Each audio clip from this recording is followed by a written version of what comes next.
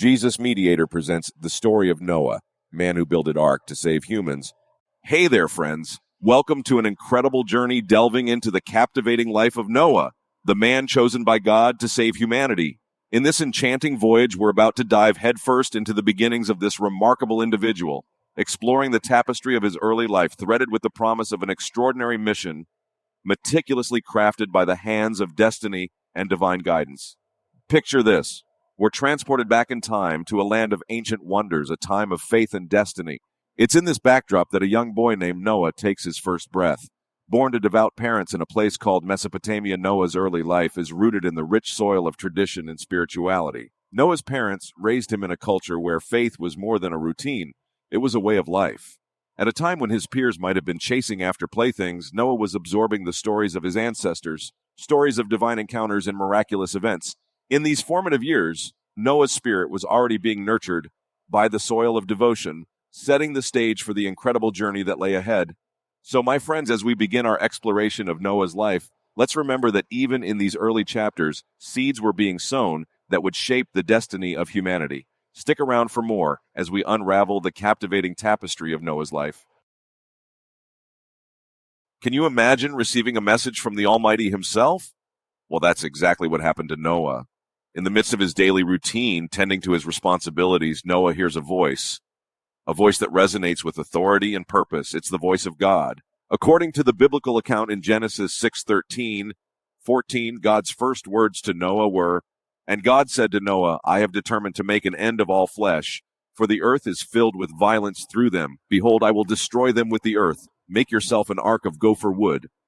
These words mark the beginning of God's communication with Noah, informing him of the impending flood and instructing him to build the ark.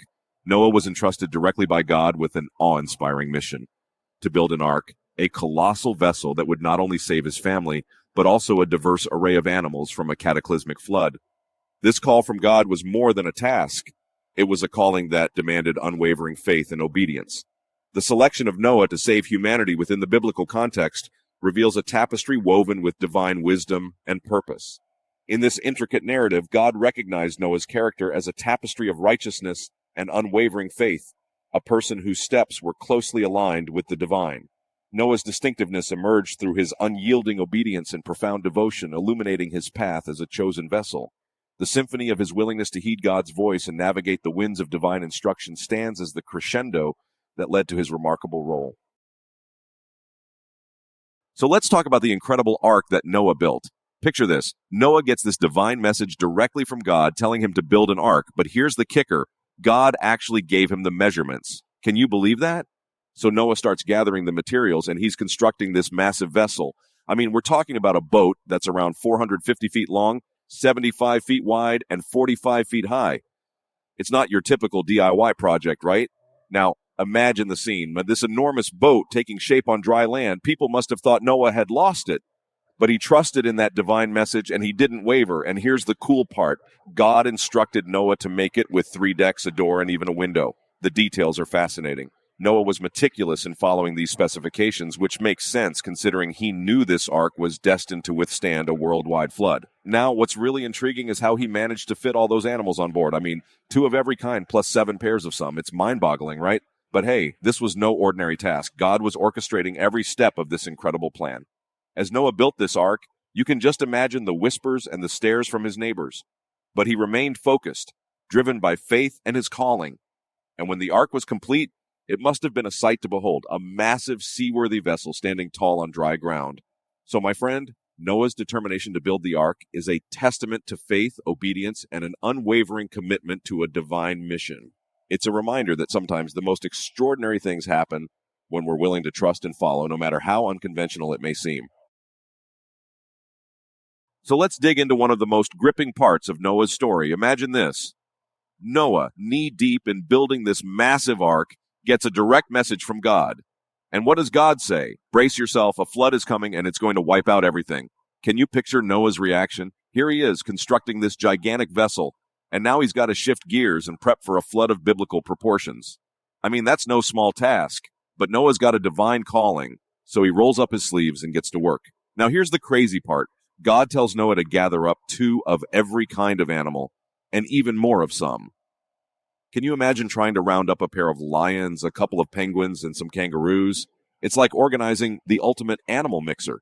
So, as the rain clouds start forming and the animals are lining up, you can almost hear the hustle and bustle. Noah's putting his faith into action, loading up the ark like it's a floating zoo. And think about it. This wasn't just about animals. It was about preserving life, a fresh start after the deluge. And when the rain finally pours down and the floodwaters rise, Noah's ark is afloat, carrying this incredible cargo.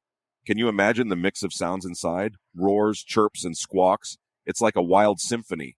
According to the biblical account in Genesis 7:11, 12, and Genesis 8:2, the rain that initiated the flood began on the 17th day of the second month, and it lasted for 40 days and 40 nights.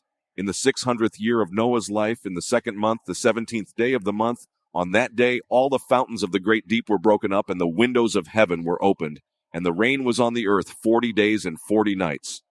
The rain finally stopped on the 27th day of the seventh month. The rain was over, and the earth had dried.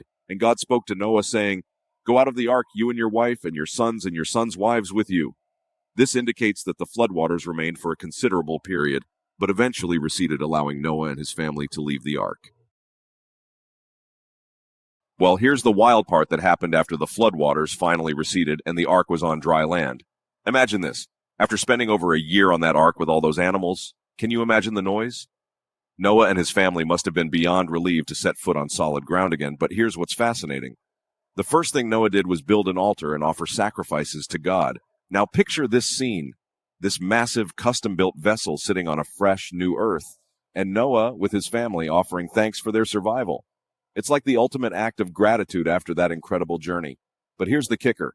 God responds to Noah's sacrifice with a promise. He says, "Never again will I curse the ground because of humans, nor will I destroy all living creatures." And then God introduces a symbol of this promise, the rainbow. It's this incredible sign in the sky, a reminder of God's covenant with humanity and all living creatures. Now think about this. After everything Noah's been through, he's now starting afresh. He's got this renewed sense of purpose, this second chance. It's like a reset button for humanity. According to the biblical account in Genesis 9:28, 29, Noah lived for a total of 950 years. The passage mentions, after the flood, Noah lived 350 years. So Noah lived a total of 950 years and then he died. The Bible does not provide specific details about how Noah died, but it does record the age at which he passed away. And that, my friend, is the aftermath of the flood story. It's not just about surviving a massive flood, but about faith, hope, and a fresh beginning. Pretty awe-inspiring, right? Anyway, let's catch up soon and chat more about these jaw-dropping stories. Until then, stay curious and keep exploring.